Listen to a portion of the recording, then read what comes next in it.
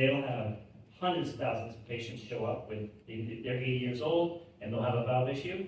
This is a large market, big opportunity. You can draw big money into the space. You can make great money off of this. It's a huge opportunity. When you look at aortic coarctation and etiology, there's probably about 1,000 patients in the US.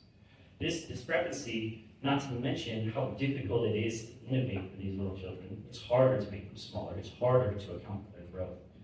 It's higher risk to harm a 1-year-old versus an 80-year-old.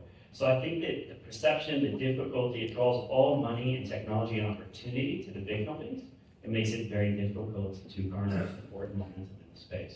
Just to echo Dustin's comments, is actually when I was at Stryker Neurovascular, I worked on a business development project where it was a portfolio of access catheters for neurovascular disease.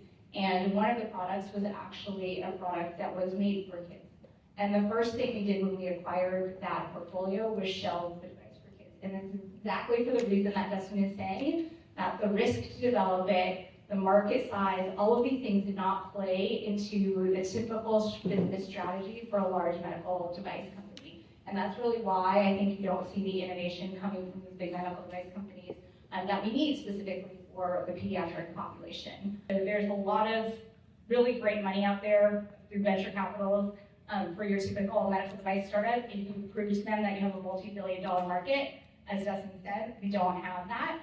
So we had to go after every single possible funding mechanism to start. Be tangential on that to say, we look for scraps of funding to put together. A friend of mine says, quilts will keep you just as warm as a blanket, right? You stitch these little bits together. What you should see from us and from the whole every 100 part, this group, is that the more we can put attention and funding towards that, technologies are there.